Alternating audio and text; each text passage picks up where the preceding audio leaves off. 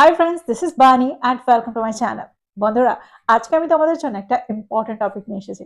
আজকে আমরা দেখব কিছু সেন্টেন্স যেখানে আমরা প্রচন্ড কনফিউজড হয়ে থাকি। আমরা প্রায় দেখি সেন্টেন্সের মধ্যে হেল্পিং ভার্বের চেঞ্জ হতে, অর্থাৎ আমরা প্রায় দেখে থাকি he has gone R he is গন।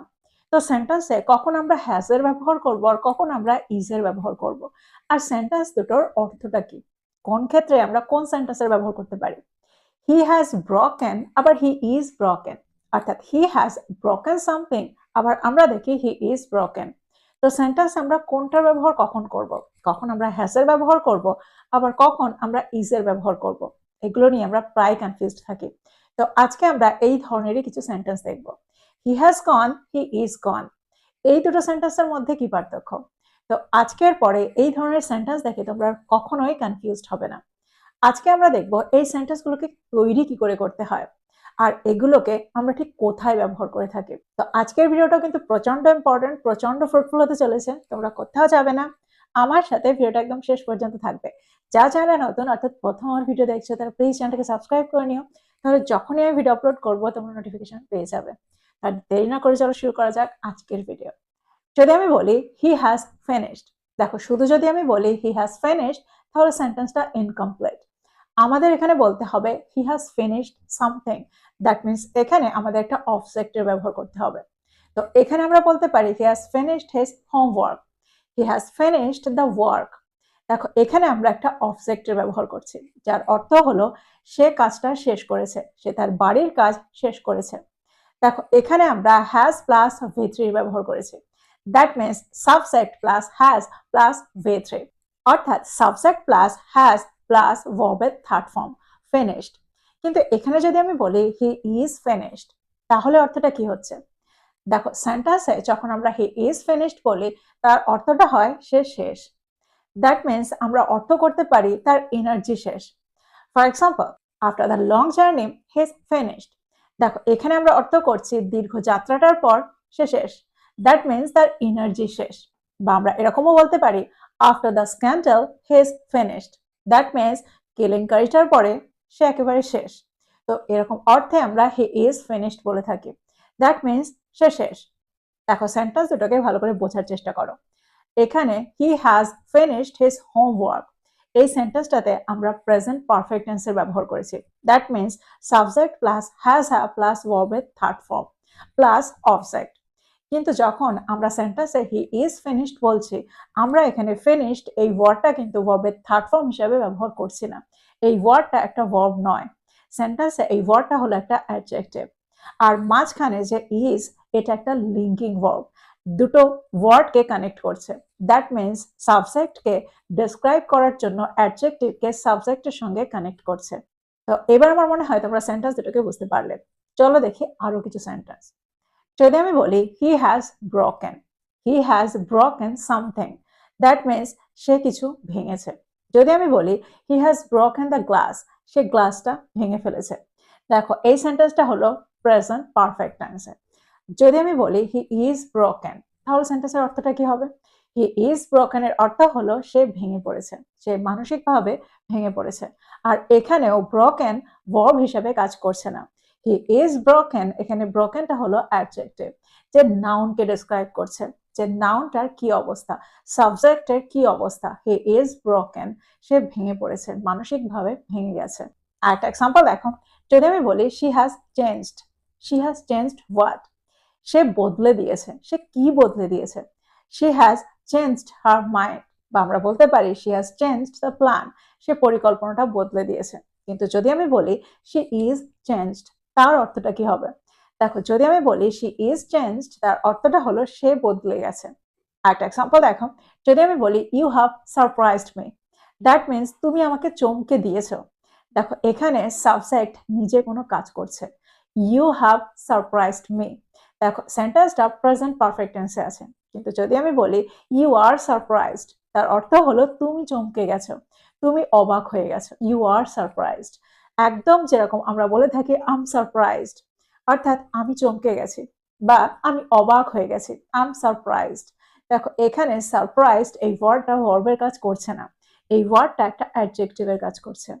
আমরা প্রায় বলে থাকি he has gone, he has gone where, he has gone to the market, he has gone to school, সে স্কুলে গেছে, সে কলেজ গেছে, সে বাজারে গেছে।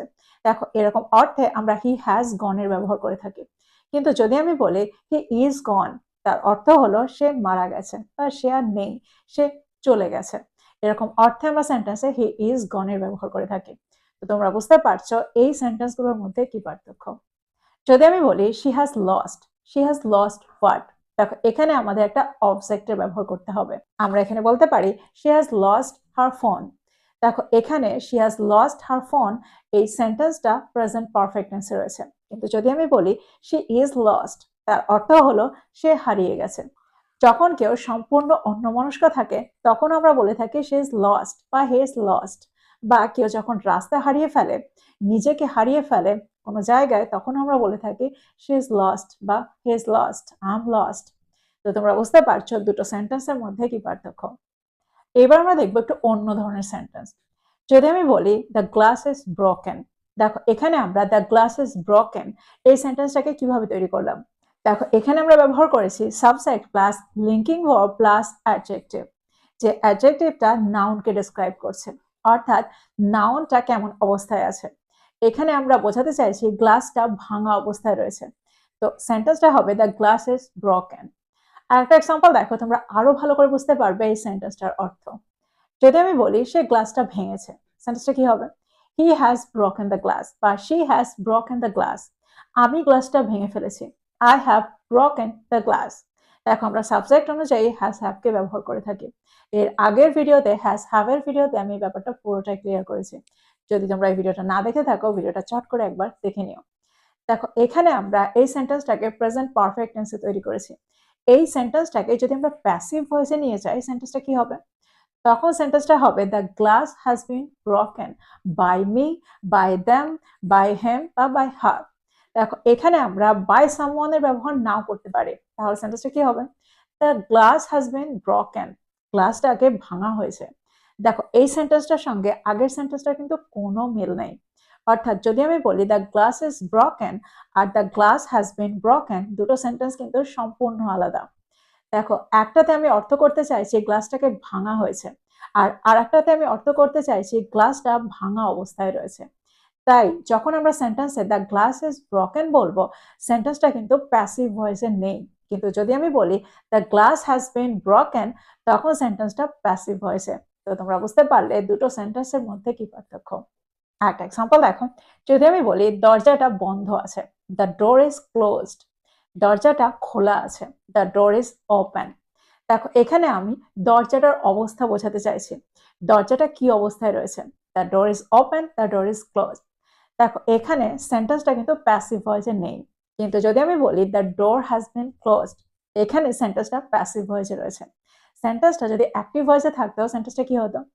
হি হ্যাজ ক্লোজড দ্য ডোর বা she has closed the door, the door has been closed by someone. তো তোমরা বুঝতে পারছো সেন্টেন্সগুলোকে আমরা কিভাবে তৈরি করছি। একটা এক্সাম্পল দেখো, যদি আমি বলি দ্য গেট ইজ লকড, গেটটা তালাবন্ধ আছে। কিন্তু যদি আমি বলি the gate has been locked, তার অর্থ হলো গেটটা তালাবন্ধ করা হয়েছে। এই সেন্টেন্সটার অ্যাক্টিভ ভয়েস কি হবে? He has locked the gate, they have locked the gate, I have locked the gate. যদি আমি বলি দ্য ওয়াল ইজ পেইন্টেড, দেখো এখানে আমরা অর্থ করছি দেওয়ালটার অবস্থা। এখানে আমরা ডেসক্রাইব করতে চাইছি দেওয়ালটা কেমন ভাবে আছে। দ্য ওয়াল ইজ পেইন্টেড, দেওয়ালটা রং করা। কিন্তু যদি আমি বলি the wall has been painted, that means দেওয়ালটাতে রং করা হয়েছে। কে রং করেছে সেটা আমি বলছি না, বলতেও পারি। আমরা এটাও বলতে পারি the wall has been painted by him. সেন্টেন্সটা যদি অ্যাক্টিভ ভয়েসে নিয়ে যাই, সেন্টেন্সটা কি হবে? He has painted the wall, বা they have painted the wall, I have painted the wall. দেখো এখানে যদি প্যাসিভ ভয়েসে আমরা সাবজেক্টকে পাই, তাহলে আমাদের এখানে সেন্টেন্সটাকে অ্যাক্টিভ ভয়েসে নিয়ে যেতে গেলে আমাদের সাবজেক্টের উপরে নজর রাখতে হবে। অর্থাৎ সেন্টেন্সটাকে যদি আমরা এরকম পাই the wall has been painted by him, তাহলে আমরা সেন্টেন্সটাকে অ্যাক্টিভ ভয়েসে নিয়ে যাওয়ার জন্য আমাদেরকে এখানে অবশ্যই হি এর ব্যবহারই করতে হবে। তাহলে সেন্টেন্সটা কি হবে? হি হ্যাজ পেইন্টেড দ্য ওয়াল। এবার আমরা দেখব একটু অন্য ধরনের সেন্টেন্স। আমরা প্রায় দেখে থাকি I was told the truth, I was informed, I was informed about the meeting. দেখো এখানে আমরা সেন্টেন্সগুলোকে কিভাবে তৈরি করছি। I was sent there। তো এই সেন্টেন্সটাকে আমরা কিভাবে তৈরি করছি। I was given an award। এখানে আমরা এই সেন্টেন্সটাকে কিভাবে তৈরি করলাম। দেখো এই সেন্টেন্সগুলো প্যাসিভ ভয়েসে রয়েছে। এক্সাম্পল দেখো, যদি আমি বলি আমাকে একটা বই দেওয়া হয়েছিল, I was given a book। I was given a book by someone। আমি এখানে someone এর ব্যবহারটা করছি না, শুধু এটুকুই বলছি আমাকে একটা বই দেওয়া হয়েছিল। দেখো এখানে এই সেন্টেন্সটাকে যদি আমরা সরাসরি অ্যাক্টিভ ভয়েসে নিয়ে যাই, তাহলে সেন্টেন্স আমাদের সাবজেক্টে খুঁজতে হবে। তখন আমরা বলবো someone gave me a book, he gave me a book, she gave me a book। তোমরা বুঝতে পারছো এই সেন্টেন্সগুলোকে আমরা কিভাবে তৈরি করছি। যদি আমি বলি আমাকে সত্যিটা বলা হয়েছিল, I was told the truth। দেখো এখানে সেন্টেন্সটা প্যাসিভ ভয়েসে রয়েছে। দেখো এখানে আমাকে সত্যিটা বলা হয়েছিল কারো দ্বারা, আমি কারো দ্বারার উল্লেখটা করছি না, বা করতেও পারি। I was told the truth by him, by her। দেখো এখানে সেন্টেন্সটা প্যাসিভ ভয়েসে। একটা জিনিস তোমরা এখানে মনে রাখবে, আমরা কি করে বুঝবো সেন্টেন্সটা অ্যাক্টিভ না প্যাসিভ। যখন সেন্টেন্সে সাবজেক্ট সরাসরি কাজ করে না, সাবজেক্টের উপরে কাজ করা হয়, দ্যাট মিনস সাবজেক্ট কাজের শিকার হয়, তখন আমরা বুঝি সেন্টেন্সটা প্যাসিভ ভয়েসে আছে। কিন্তু যে সেন্টেন্সে সাবজেক্ট সরাসরি কাজ করে সেই সেন্টেন্স অ্যাক্টিভ ভয়েসে থাকে। যদি আমি বলি আমাকে একটা ইমেল পাঠানো হয়েছিল, I was sent an email। দেখো এখানে আমাকে পাঠানো হয়েছিল, আমি কিছু করিনি, আমাকে কোনো কিছু পাঠানো হয়েছিল, আমাকে একটা ইমেল পাঠানো হয়েছিল, দ্যাট মিনস আমি কাজটার শিকার হয়েছি, সেন্টেন্সটা প্যাসিভ ভয়েসে আছে।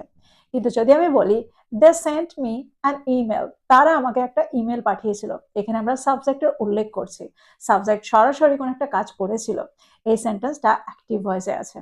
They sent me an email, he sent me an email.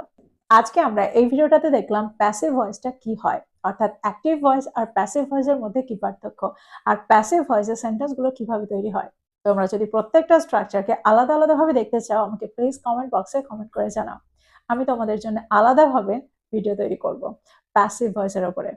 তো এই ছিল আজকের ভিডিও, এই ছিল আজকের টপিক। ভিডিওটা ভালো লাগলে লাইক করতে ভুলে যেও না, বন্ধুদেরকে শেয়ার করো যারা ইংরেজি শিখছে। So this is all about today.